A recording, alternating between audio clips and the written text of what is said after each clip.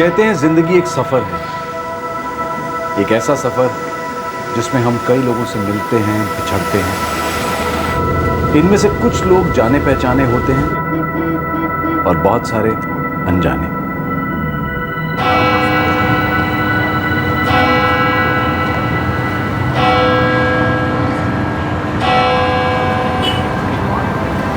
നമ്മുടെ കർത്താവിശോമിശിഹായുടെ കൃപയും പിതാവായ ദൈവത്തിൻ്റെ സ്നേഹവും പരിശുദ്ധാത്മാവിൻ്റെ സഹവാസവും നിങ്ങളെല്ലാവരോടും കൂടെയായി ഉണ്ടാക്കിയിട്ട് എപ്പോഴും എപ്പോഴും എന്നേക്കും.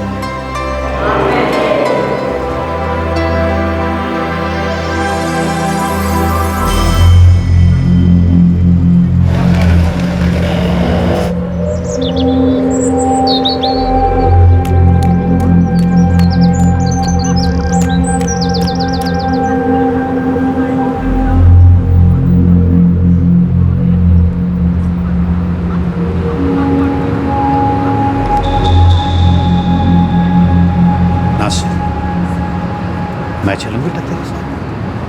नहीं अबू, आप फिक्र मत कीजिए, मैं खुद चला जाऊंगा. ठीक है.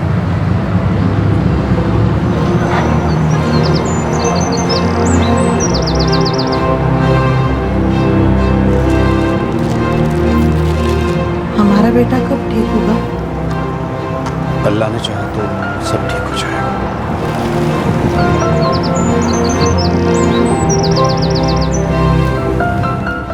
अगर आपके पास वो है जो मेरे पास नहीं है तो मैं आपसे छीन लूंगा, लेकिन अगर मेरे पास वो है जो आपके पास नहीं है और वो मैं आपको दे दूं तो ये एक दस्तक थी जो जुर्म की दुनिया से कोसों दूर थी, इंसानियत की दस्तक.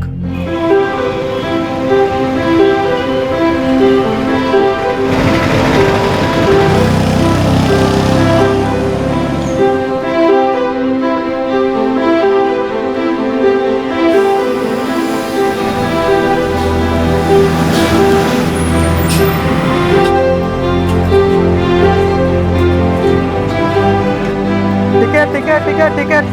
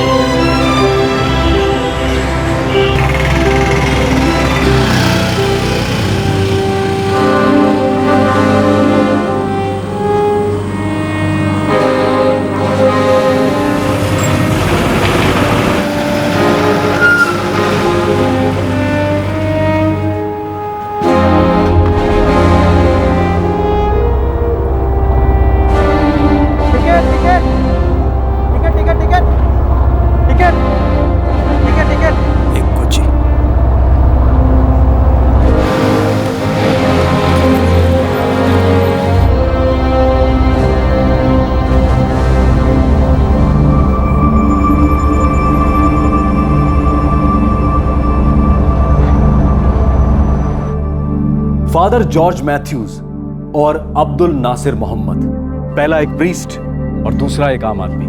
दोनों में कुछ भी एक जैसा नहीं था सिवाय इस बात के कि दोनों 25 फरवरी 2013 की सुबह कोची जाने के लिए एक ही बस में एक साथ बैठे थे.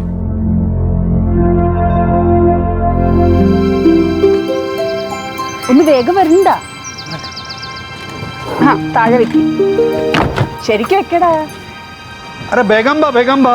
हाँ हाँ आते हैं. चलो देखो, चेकिंग वगैरह कराने के बाद एक फोन जरूर कर लेना. जी अम्मी, मैं एयरपोर्ट पहुंचते ही फोन करूंगा, हवाई जहाज में बैठते ही फोन करूंगा. इतना ही नहीं, मस्कत पाव रख के तुरंत फोन करूंगा. अब खुश? अम्मी, भाईजान मस्कट काम के लिए जा रहे हैं, सारी कमाई के आपको फोन करने में ही खत्म कर दें.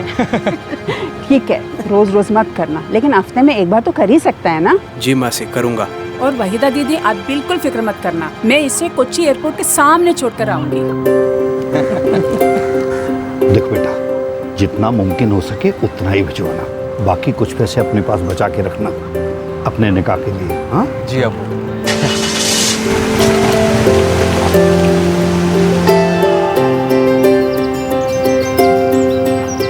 क्या अम्मी, आपको भी बस रोने का बहाना चाहिए.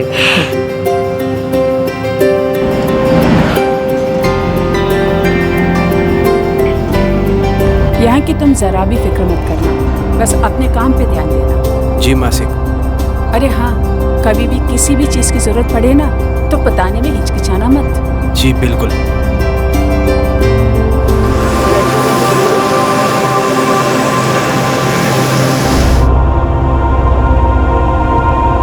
हेलो ब्रदर, परेशान दिख रहे हो, कोई प्रॉब्लम?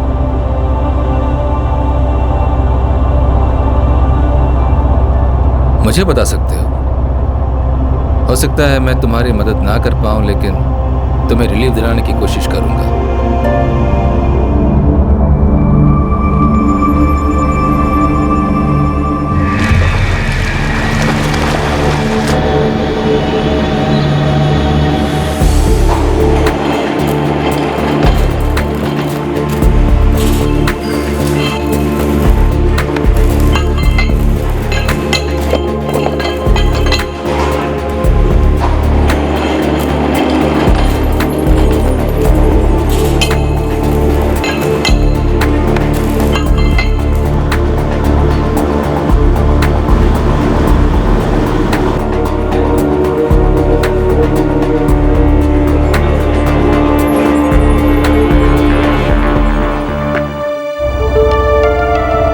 मैंने 3 साल काम किया, बाद में मुझे ऐसे लगने लगा कि मेरी नजर कमजोर हो रही है।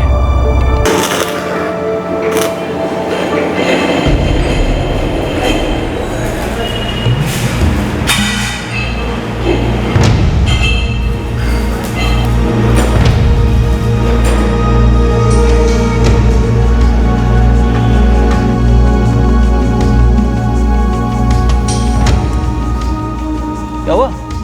वही प्रॉब्लम यार, कुछ दिख ही नहीं रहा है। तो तू आंखों के डॉक्टर को क्यों नहीं दिखाता है? तू ऐसे ही टालते रहेगा ना, तेरी प्रॉब्लम और बढ़ जाएगी।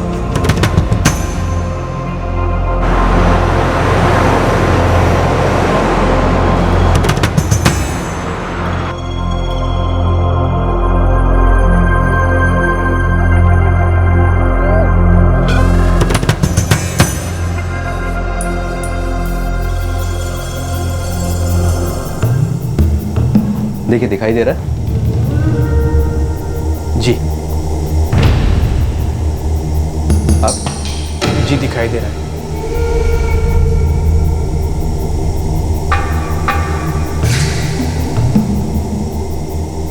अब अभी भी दिख रहा है।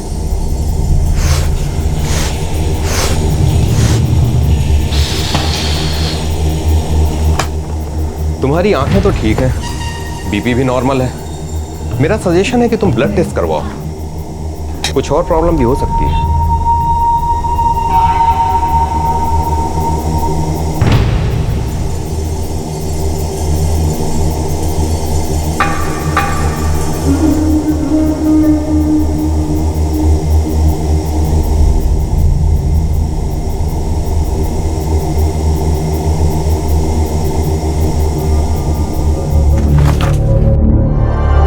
ब्लड शुगर, कोलेस्ट्रॉल सब नॉर्मल है। फिर मुझे ऐसा क्यों लगता है कि मैं ठीक से देख नहीं सकता? मुझे लगता है कि ये कमजोरी की वजह से है। मैं तुम्हें विटामिन की कुछ टैबलेट लिख देता हूँ, 1 हफ्ते खाओ, उसके बाद आकर बताओ।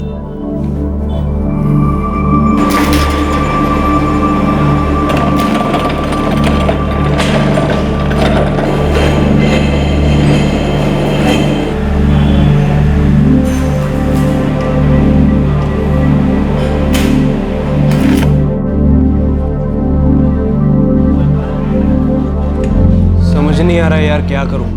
मैं तो कहूँ जनरल फिजिशियन को दिखा।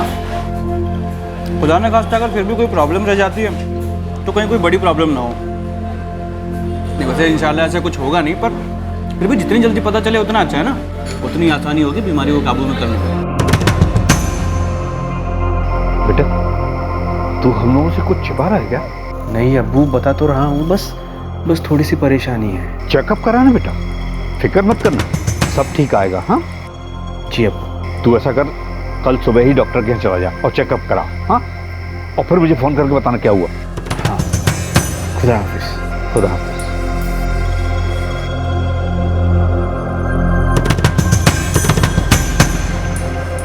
जब से वो गया तब से मैं परेशान थी।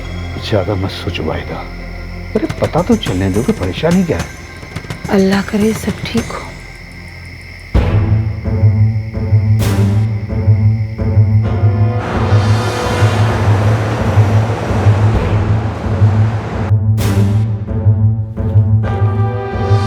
आप ड्रिंक करते हैं? नहीं डॉक्टर साहब, जिंदगी में आज तक शराब को मैंने हाथ तक नहीं लगाया। कब से लग रहा है आपको ये? I mean, कब से आपको ऐसा लग रहा है कि आपकी आंखें कमजोर होती जा रही हैं? कुछ 1 महीना हो गया। आपकी आंखें तो बिल्कुल ठीक हैं और आप डायबिटिक भी नहीं हैं। जी। नासिर, आप अपना रिपीट ब्लड टेस्ट करवा लो। ब्लड टेस्ट तो मैंने बस कुछ ही दिन पहले किया था डॉक्टर साहब। मैं देख सकता हूं, लेकिन हो सकता है प्रॉब्लम कुछ और हो, कुछ छूट गया हो। मैं ये टेस्ट लिख देता हूं, आप इन्हें करवा लीजिए। जी।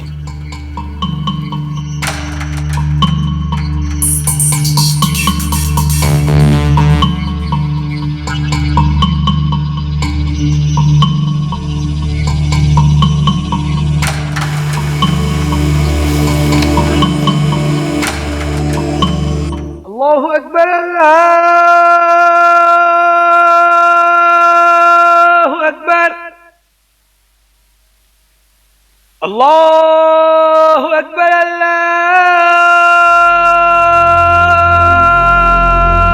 अल्लाहु अकबर।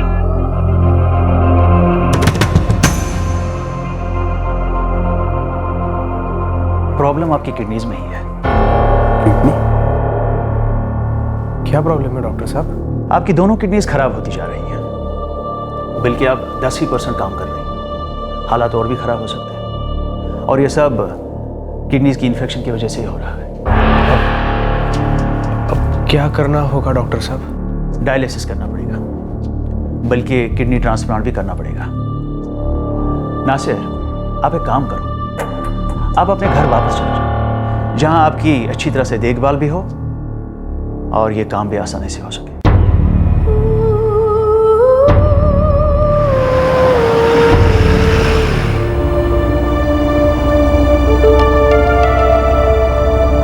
मैं दिसंबर 2011 में वापस आया।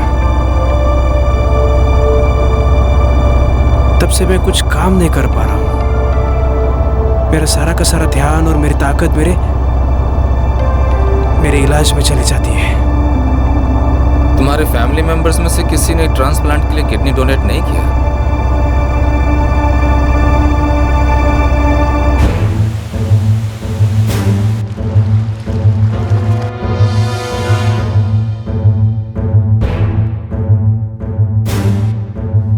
आपके माँ बाप दोनों डायबिटिक? तो डॉक्टर, क्या मैं डोनेट कर सकता हूँ? नहीं, आपकी किडनी मैच नहीं हो रही। तो क्या ये हमेशा ऐसे तकलीफ में रहेगा? हालात तो ठीक नहीं है। जब तक किडनी ट्रांसप्लांट नहीं हो जाए, हफ्ते में 3 बार तो डायलिसिस करना ही पड़ेगा।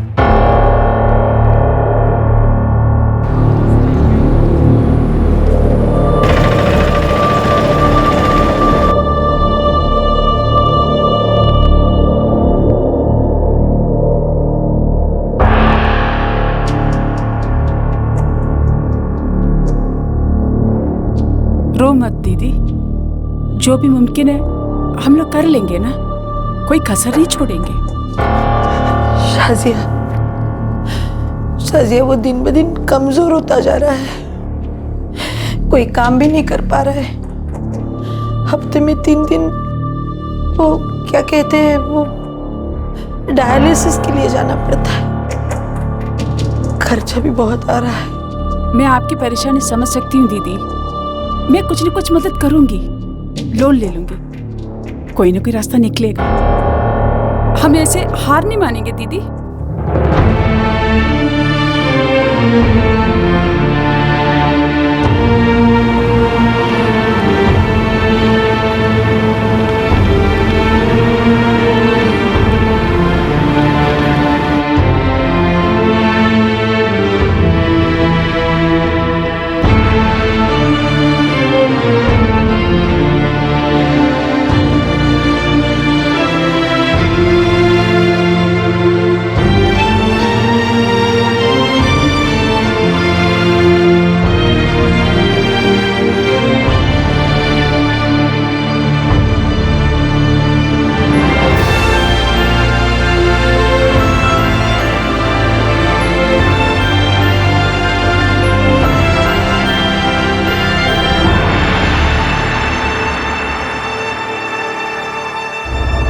हफ्ते में 3 दिन डायलिसिस कराना। घर से हरिपाड़ से आलुआ से कोची चक्कर लगाता रहा। फिर पिछले साल अगस्त में अचानक एक उम्मीद जगी। कोई डोनर मिला? हाँ, ऐसा ही कुछ।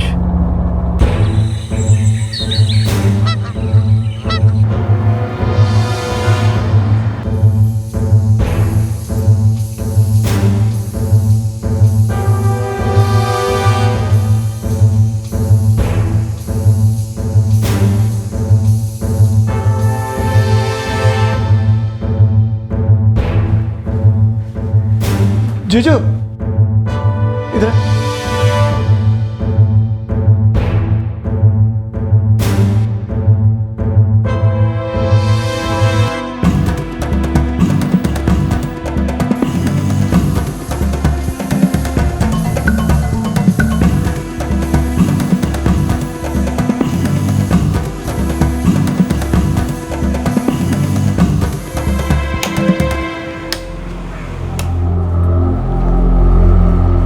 हो जाएगा, कोई प्रॉब्लम नहीं होगा।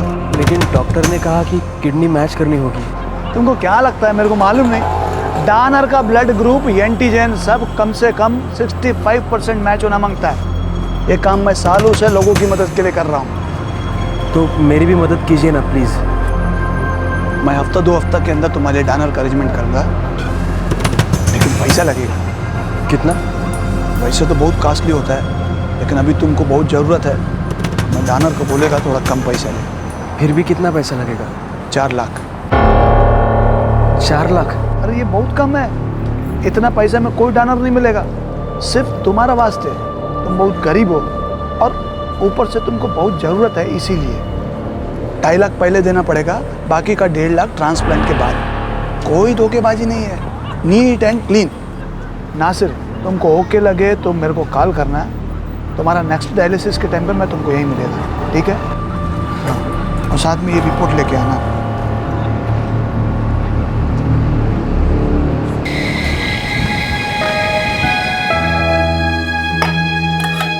देखते हैं हम अब कितना इंतजाम कर पाएंगे। 4 लाख बहुत ही बड़ी रकम है अब्बू। जो भी है बेटा, कम से कम तुम ठीक से जी तो पाओगे। तुझे ठीक करने के लिए हमें जो करना पड़ेगा हम सब करेंगे। अम्मी, क्यों ना हम शाजिया मासी से बात करें? उनके हालात तो हमसे बेहतर हैं और हो सकता है कि वो हमारी कुछ मदद कर सकें। हाँ, ये ठीक रहेगा। नासिर, तुम शाजिया से बात कर लेना, वो जरूर मदद करेगी।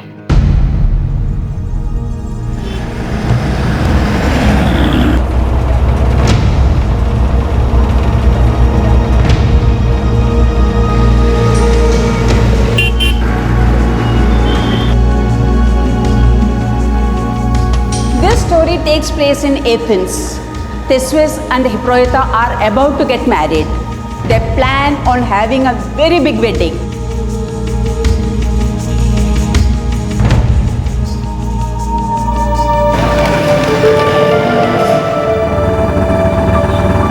मालूम नहीं मासी, लेकिन अभी एक ही उम्मीद की रोशनी दिख रही है। तो जरूर करो ना, हो सकता है यही उम्मीद तुम्हें एक नई जिंदगी दे दे। लेकिन 4 लाख? मैं समझ सकती हूँ, तुम सबके लिए बहुत मुश्किल वक्त है। अरे हाँ, तुमने कहा था ना ऑपरेशन से पहले 2.5 लाख देना है। जी। नासिर, मैंने अभी बैंक मैनेजर से बात की और वो 2 लाख पर्सनल लोन देने के लिए राजी हो गए हैं। और हाँ, अभी से लोन चुकाने की फिक्र मत करना, अच्छे से किडनी ट्रांसप्लांट करा लो। नासिर,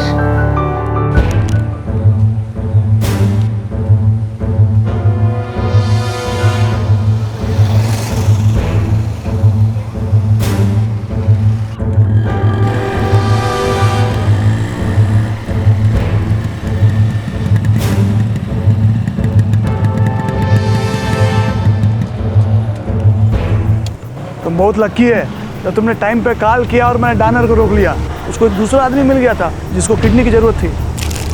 ये पूरे 2.5 लाख। अच्छा, डायलिसिस हो गया तुम्हारा? हाँ हो गया। नासिर, ये डायलिसिस का चक्कर सिर्फ थोड़े दिन के लिए है। 1 हफ्ते के बाद मैं तुमको कॉल करूंगा, सेम उसी हॉस्पिटल में अपन ट्रांसप्लांट करेंगे। आप पक्का बताइए आप मुझे कब कॉल करोगे? 1 हफ्ते के बाद मैं तुमको कॉल करूंगा। आज डेट 20 अगस्त, मैं तुमको कॉल करूंगा 3 सितंबर को। तुम्हारा रिपोर्ट का कॉपी किधर है? ये रहा। हाँ। अच्छा नासिर, अब मैं चलता हूँ। हाँ,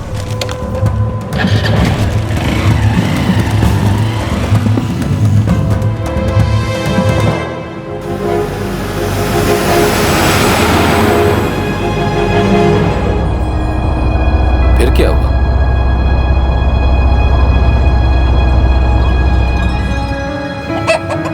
अब्बू, मैं बहुत जल्दी काम शुरू करूंगा।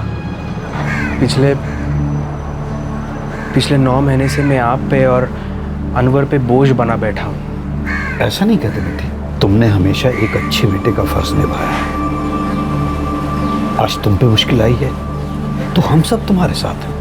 विजय ने बोला कि किडनी पक्का मैच कर जाएगी और ट्रांसप्लांट के बाद इंशाल्लाह ना ही मुझे कभी कमजोरी महसूस होगी ना थकावट। सब पहले जैसा हो जाएगा, काम कर सकूंगा। तो पहले ठीक हो जा, फिर काम की सोचना।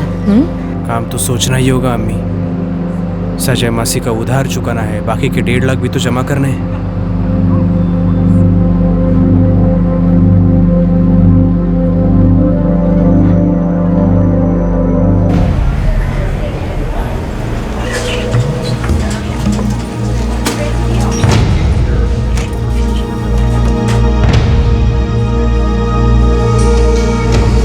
उसका मोबाइल बंद आ रहा है। लेकिन विजयन तो बोला था कि वो मुझे 3 सितंबर को फ़ोन करेगा। उसने फ़ोन तो किया ही नहीं और अब उसका फ़ोन भी बंद है। शायद कहीं फंस गया होगा विजयन। 1-2 दिन और वेट कर लो फ़ोन का।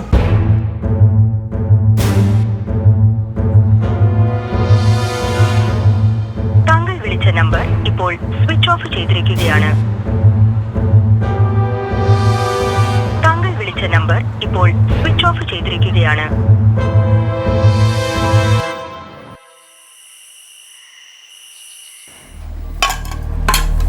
ले आपको सब्जी।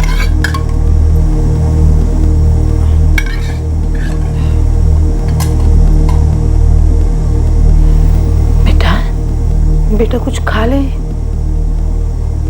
जीजू कह रहा था ना, शायद वो सच में कहीं फंस गया होगा।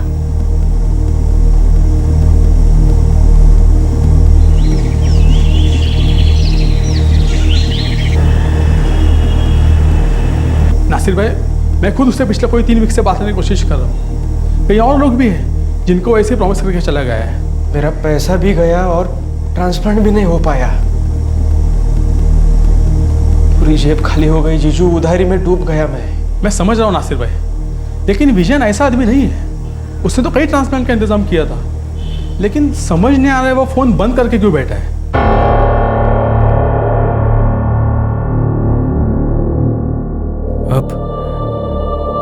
अब क्या बोलूं मैं मासी? मैं तुम्हारी परेशानी समझ सकती हूँ। तुम टेंशन बिल्कुल मत लेना। जो पैसा जाना था गया, हम जैसे भी है मैनेज कर लेंगे। देखो, पैसे के लिए बिल्कुल टेंशन मत लेना, नहीं तो तुम्हारी कंडीशन और बिगड़ जाएगी। नासिर, जो लोन मैंने लिया ना, वो मैं चुका दूंगी। तुम फिक्र मत करो, अपने सेहत का ख्याल रखो और कोई डर नहीं ढूंढो। ठीक है? नासिर, सब ठीक हो जाएगा। सब ठीक हो जाएगा।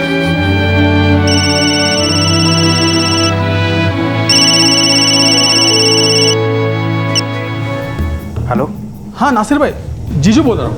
हाँ जीजू, विजयन की कोई खबर? हाँ नासिर भाई, विजयन अभी त्रिशूर में है।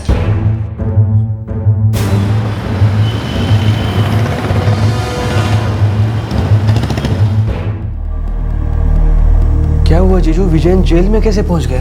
मालूम नहीं, मेरा एक दोस्त बोला विजयन जेल में है।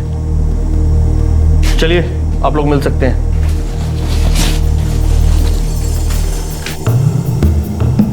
नहीं हो सकता? क्या मतलब नहीं हो सकता? नासिर, तुम समझ नहीं रहे। मैं अपनी तरफ से अच्छा के लिए काम कर रहा था, लेकिन किसी ने पुलिस को कंप्लेन कर दिया और पुलिस ने मेरे को पकड़ लिया। अरे विजयन, फिर मेरे पैसे का क्या? तुम्हारा सारा पैसा पुलिस ने जब्त कर लिया।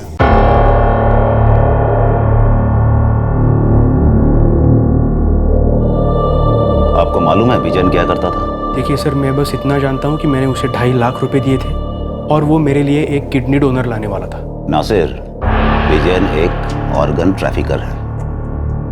ये काम इलीगल है, गैर कानूनी है नासिर। सर, मैं ये कुछ नहीं जानता। देखिए सर, मुझे इस परेशानी को झेलते पूरा 1.5 साल हो गया। मेरे दोनों किडनी खराब हो गई सर। हफ्ते में 3 दिन डायलिसिस करना पड़ता है। मैं पूरी हार मान चुका था। ऐसा लगता था चली गई जिंदगी हाथ से। लेकिन तभी सर ये उम्मीद बन के मेरे सामने आया। मुझे लगा चलो एक अच्छा किडनी डोनर मिला है मुझे, मैं मेरी ज़िंदगी पहले की तरह जी पाऊंगा। मेरे रिश्तेदारों ने, मेरे घर वालों ने मेरी बहुत मदद की। मेरे इलाज के लिए लोन तक निकाला सर। देखिए सर, उसने मुझे जो धोखा दिया, जो वादा किया, मैं सब बोलने के लिए तैयार हूँ, पर मेरे पैसे दिलवा दीजिए सर। मेरे लिए बहुत मायने रखते हैं वो, प्लीज़। देखो, केस कोर्ट में चला गया है और विजयन से जो भी चीज़ हमें बरामद हुआ है हमने कोर्ट में जमा करवा दिया है। मैं तुम्हारी कोई हेल्प नहीं कर सकता। I am sorry. Sir please मेरी बात सुनिए, मेरे पैसे दिलवा। बोला ना, मैं कुछ नहीं कर सकता हूँ। वो गैर कानूनी तरीके से ऑर्गन बेचने का धंधा करता है और अगर वो तुम्हें किडनी दिला भी देता तो भी ये गैर कानूनी होता।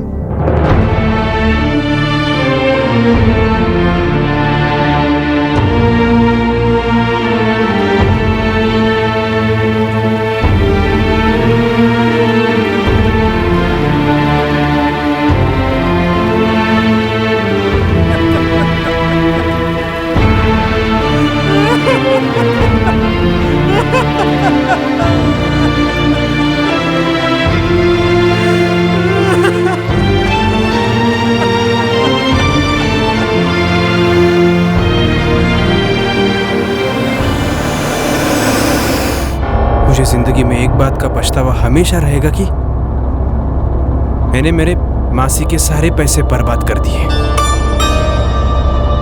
वो अभी भी लोन चुका रही है और मैं डायलिसिस और चेकअप के लिए चक्कर लगा रहा हूँ। ये खर्चा बहुत भारी पड़ रहा है मेरे फैमिली पे। परेशान हूँ मैं, समझ नहीं आ रहा है मेरा आगे क्या होने वाला है। मैं तुम्हारा दर्द, तुम्हारी तकलीफ समझ सकता हूँ नासिर। यू नो नासिर, हम लोग 2 किडनियों के साथ पैदा होते हैं, लेकिन इंसान के शरीर की बनावट का करिश्मा देखो। एक किडनी के साथ भी नॉर्मल जिंदगी बिता सकते हैं। मेरी बदकिस्मती तो यह है कि मेरी दोनों किडनी खराब है। ब्लड ग्रुप क्या है तुम्हारा? ए पॉजिटिव।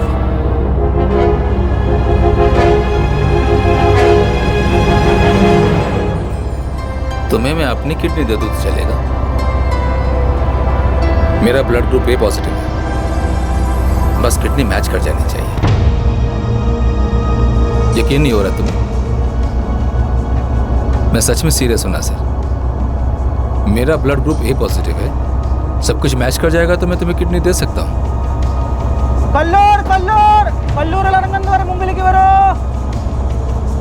मुझे यहीं उतरना है। तुम कोची में कहाँ जा रहे हो? मैं मेडिकल ट्रस्ट हॉस्पिटल में रेगुलर डायलिसिस के लिए जा रहा हूँ। तुम मुझे अपना फ़ोन नंबर दे दो, मैं तुम्हें फ़ोन करूँगा।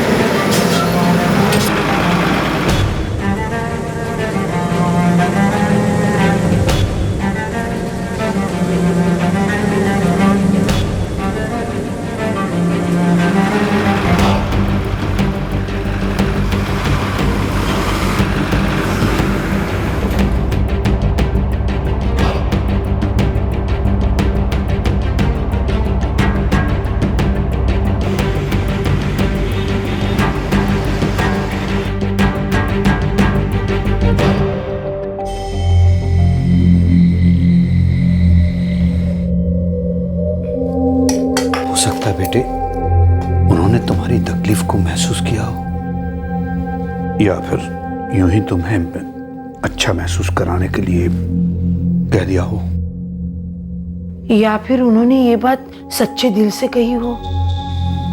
अब क्या कह सकते हैं अम्मी, लेकिन उन्होंने मेरी बात बड़ी गौर से सुनी और जाते वक्त मेरा नंबर भी लिया।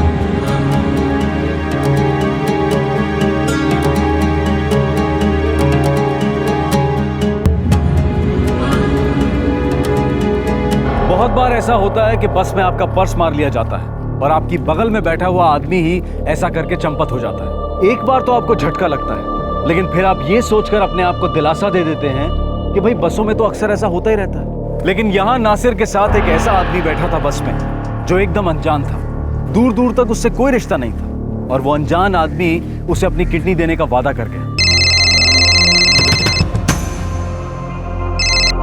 हेलो नासिर, जी बोल रहा हूँ। मैं फादर जॉर्ज मैथ्यूज बोल रहा हूँ।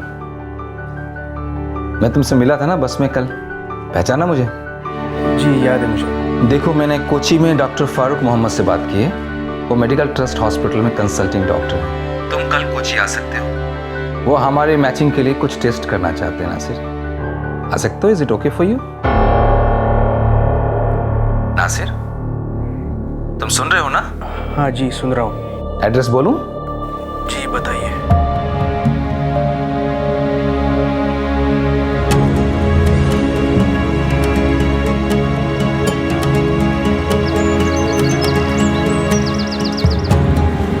बेटा, ऊपर वाला हमेशा तुम्हारे साथ। जाओ। अल्लाह तेरी हिफाजत करे। खुदा हाफिज। खुदा हाफिज। खुदा हाफिज।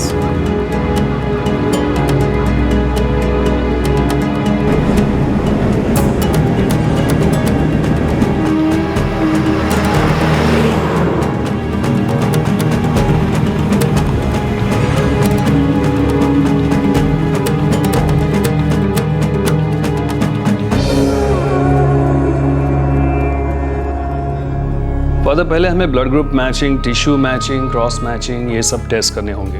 उसके बाद ही हम तय कर पाएंगे कि ट्रांसप्लांट हो सकता है या नहीं। No problem. इसमें 2-3 हफ्ते लगेंगे। ओके।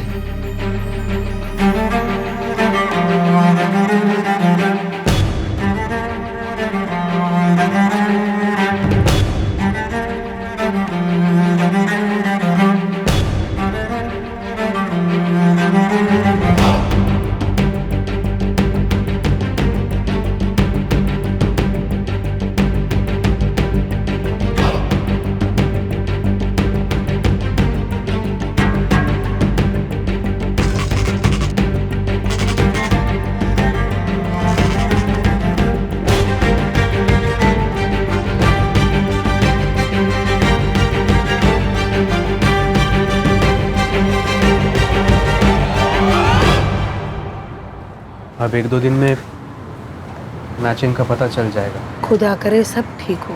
देखा, फादर अपने वादे से मुकरे नहीं। तूने उससे पूछा था कि वो तुझे किडनी क्यों देना चाहते हैं? पूछा था। फादर, चाहे मैचिंग हो या ना हो, ट्रांसप्लांट हो पाए या ना हो पाए,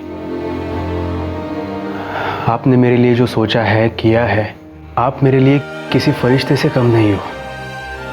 नहीं ब्रदर, ये किसी फरिश्ते का काम नहीं है, इंसान का ही काम है। आपने मुझसे मेरी तकलीफ जाननी चाहिए, मेरी पूरी बात सुन ली, और बस एक ही सेकंड में आपने आपके जिस्म का एक हिस्सा मुझे देने का फैसला भी कर लिया।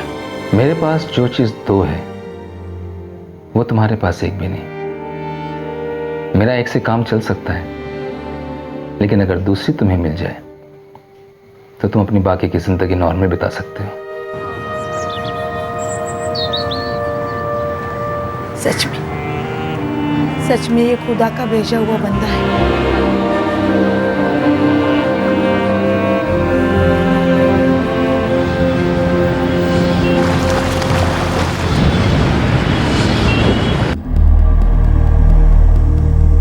हैरत की बात है, यू नो फादर, आपसी रिश्तेदारों में भी ये मैचिंग ज्यादातर 65% तक ही आती है, लेकिन in your case it is 95%। मैंने सारे रिपोर्ट्स मेडिकल ट्रस्ट हॉस्पिटल भिजवा दिए हैं जहां पर ट्रांसप्लांट होना है। वो लोग उन्हें स्टेट गवर्नमेंट क्लियरेंस के लिए फॉरवर्ड कर देंगे। जी, मुझे भी बिशप को बताना होगा। इनफैक्ट उनकी परमिशन लेनी होगी।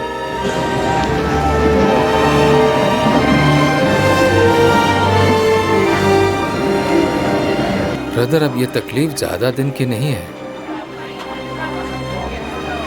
1 या 2 महीना बस।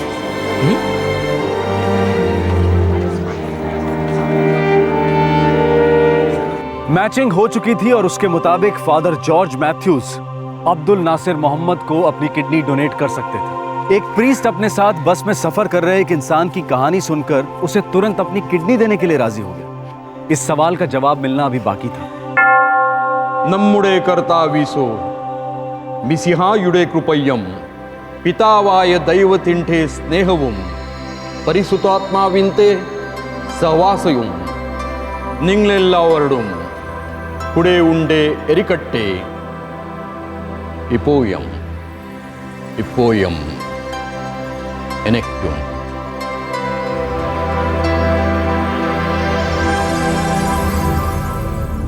फादर जॉर्ज, आपने ये जो किडनी डोनेट करने का फैसला किया है, ये बड़ा ही पुण्य का काम है, इंसानियत की बहुत बड़ी सेवा है। Thank you sir. क्या मैं ये जान सकता हूं कि आपने इस इंसान को किडनी देने का क्यों सोचा? वो बहुत तकलीफ में है सर। मैंने उसकी तकलीफ को महसूस किया जब मैंने पहली बार उसका चेहरा देखा, और फिर जब उसने अपनी पूरी कहानी सुनाई, मैंने उसके दर्द को ज्यादा महसूस किया। कंपैशन, करुणा ही तो जिंदगी का मंत्र है। लेकिन आपने ये फैसला क्यों किया? फादर जैकब,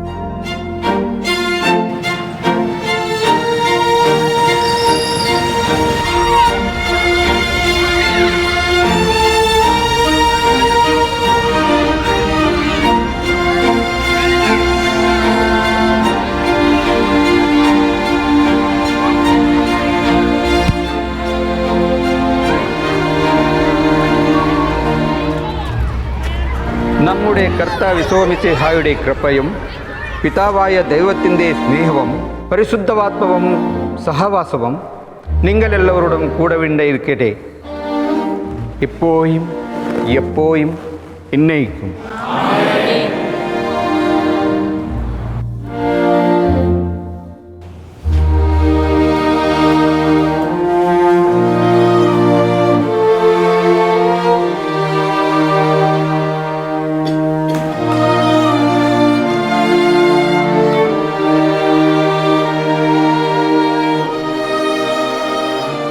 जब मैं छोटा था मेरे पेरेंट्स मुझे चर्च जाने के लिए इनकरेज करते थे। मैं बुक्स बहुत पढ़ता था। जैसे जैसे बड़ा होता गया मेरा मन गॉड और इंसानियत की सर्विस करने को बनता गया।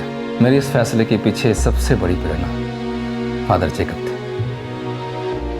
कोई 4 साल पहले 2009 में मैं त्रिशूर के एक हेल्थ सेंटर में था।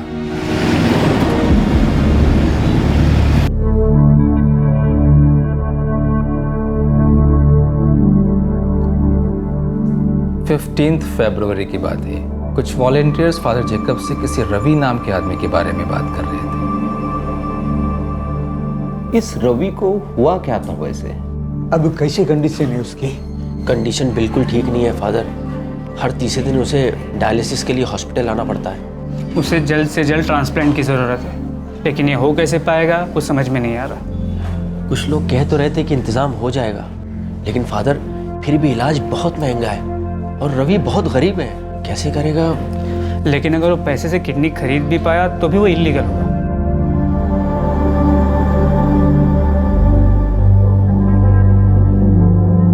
जॉर्ज, you know, एक किडनी के साथ आराम से जिया जा सकता है। इंसानी शरीर एक कुदरत की करिश्मा है। इसकी बनावट जादुई है और इंसानी रूह की फितरत ही बड़ी दयालु होती है। फादर जेकब रवि से पहली बार सितंबर 2009 में मिले थे, ट्रांसप्लांटेशन के चंद दिन पहले ही। वो रवि को ठीक से जानते तक नहीं थे। मैंने किडनी ट्रांसप्लांट के बारे में काफ़ी स्टडी की है सर। फादर जेकब ठीक बोलते थे, एक किडनी के साथ भी हम नॉर्मल जिंदगी जी सकते हैं। मैंने तभी फैसला कर लिया था कि ज़रूरत पड़ी तो मैं किसी ज़रूरतमंद की मदद ज़रूर करूंगा। नासिर को मैं जानता नहीं था, पता नहीं क्यों बस में आके मेरे पास बैठ गया। मुझे ऐसा लगता है कि मुझे ये मौका मिला है उसकी मदद करने का। आप जो करना चाहते हैं फादर जॉर्ज, जरूर करो। आप ये बहुत ही अच्छा काम करने जा रहे हैं।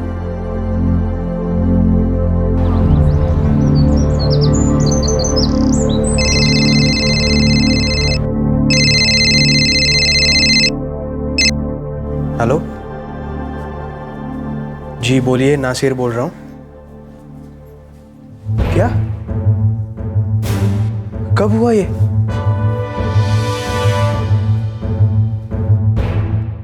क्या हुआ? क्या हुआ? सर,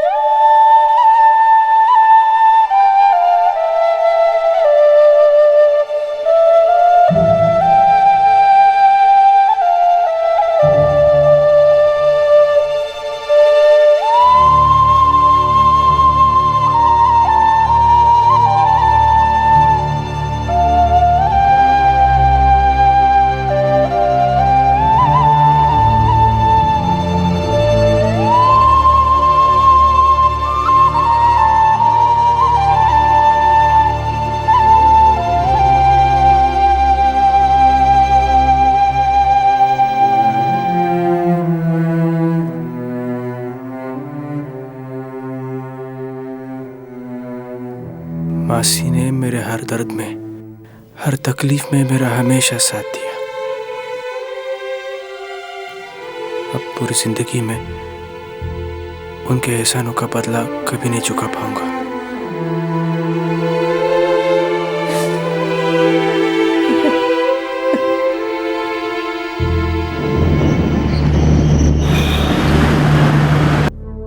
मैं रिसिपिएंट अब्दुल नासिर मोहम्मद और डोनर फादर मैथ्यूज दोनों से मिल चुका हूं। डोनर एक प्रीस्ट हैं और इसमें किसी भी प्रकार का मॉनेटरी ट्रांजैक्शन, पैसों का लेन देन नहीं है। और ये प्रीस्ट पेशेंट नासिर से एक बस के सफर के दौरान मिले थे। और फादर मैथ्यूज जो कुछ भी कर रहे हैं इंसानियत के नाते कर रहे हैं।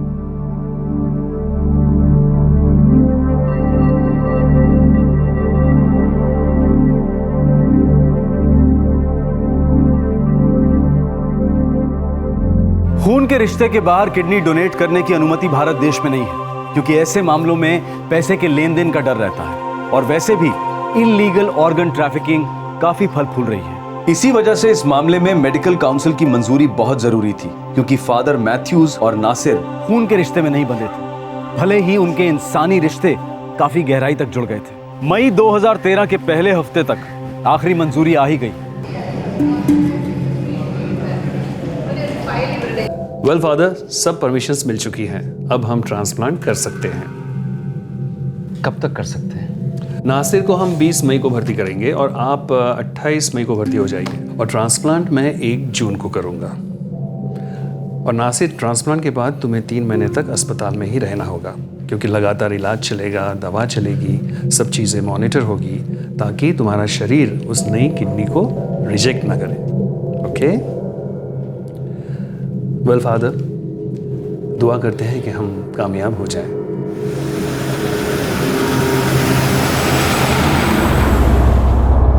क्या आपने आपकी फैमिली से बात की? हाँ, की मैंने।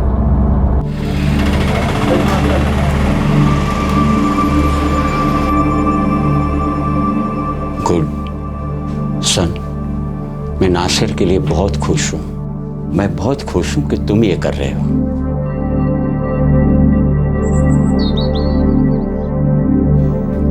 समझ में नहीं आता मैं आपसे क्या कहूँ। कुछ कहने की जरूरत नहीं है, सिर्फ आप लोग दुआ करें कि ट्रांसप्लांटेशन अच्छे ढंग से हो जाए। मुझे नासिर को अच्छी जिंदगी बिताते हुए देखकर खुशी होगी।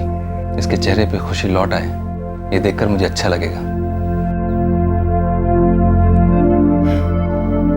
नासिर बता रहा था कि ऑपरेशन के लिए 5 लाख लगेंगे, फिर उसकी देखरेख के लिए, अगले इलाज के लिए 3 लाख लगेंगे।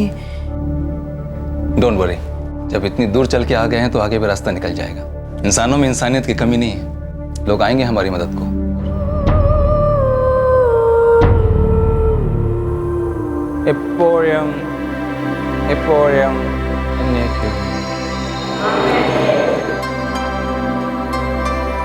मेरी आप लोगों से एक रिक्वेस्ट है, एक गुजारिश है मेरी।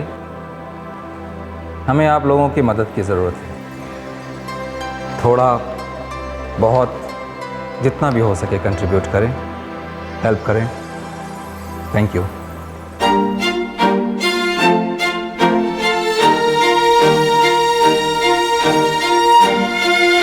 Thank you.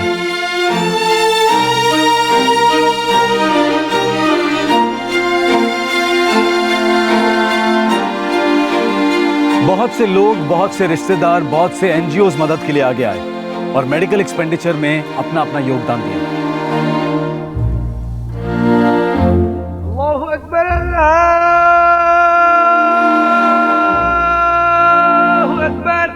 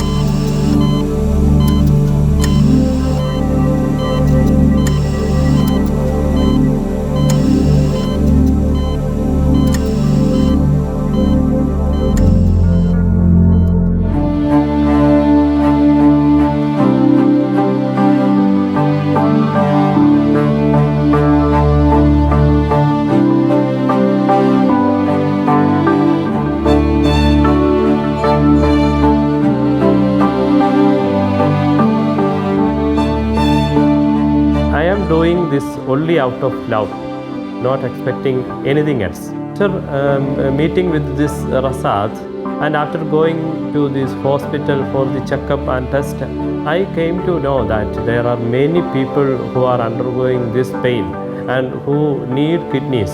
I am saying the viewers or hearing people to come forward and give their and be ready to donate their kidneys.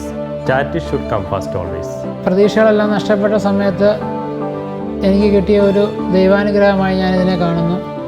മരണത്തെ മുഖാമുഖം കണ്ട എനിക്ക് ഫാദർ അദ്ദേഹത്തിൻ്റെ ഒരു ജീവൻ പകർന്നു നൽകിയിരിക്കുകയാണ്. അതിലൂടെ ദൈവസഹായത്താൽ സുഖം പ്രാപിച്ചു കഴിഞ്ഞാൽ എന്നെപ്പോലെ അവശത അനുഭവിക്കുന്ന ആൾക്കാർക്ക് വേണ്ടി എന്നാൽ കഴിയുന്ന സഹായങ്ങൾ ചെയ്യാനും അവരുടെ വിഷമതകൾ മനസ്സിലാക്കി അവർക്ക് വേണ്ടി പ്രവർത്തിക്കാനും എനിക്ക് താല്പര്യമുണ്ട്. അതിൽ ഫാദറിൻ്റെ ഈ വലിയ മനസ്സിന് ഞാൻ അങ്ങേയറ്റം കടപ്പെട്ടവനായിരുന്നു. This priest is genuinely coming forward and saying, I want to wholeheartedly donate an organ to save a life. It's a great example for the whole world. Actually, with the cadaver donation, that's donating one's organs after death, it's very altruistic thing which the family of the deceased can do to that person. That has to be imbibed, and that all these stigmas and social misconceptions, religious beliefs has to be modified. If you are healthy, if you are learned, if you are independent, if you are financially sound, don't be afraid to part with your organ even when you are living. Once you are dead, don't carry them to heavens because heavens doesn't require them.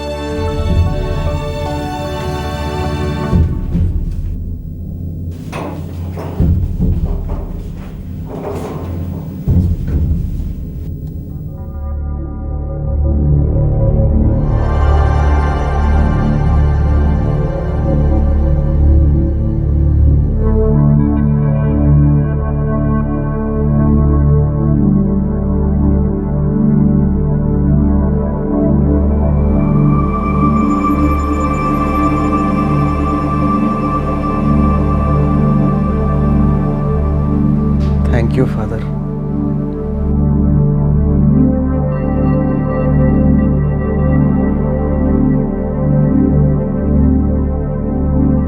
Transplantation कामयाब रहा और father Sibi Sebastian को 3 जून 2013 को अस्पताल से discharge कर दिया गया। रसद मोहम्मद अब भी हॉस्पिटल में ऑपरेशन की बाद की निगरानी में है।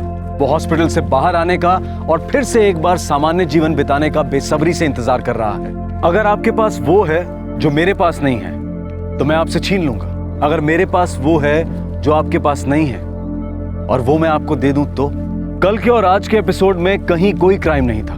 बहुत से लोग शायद ये कहेंगे कि इस तरह की कहानी उस शो में क्यों शामिल की गई जिस शो का नाम ही क्राइम पेट्रोल है।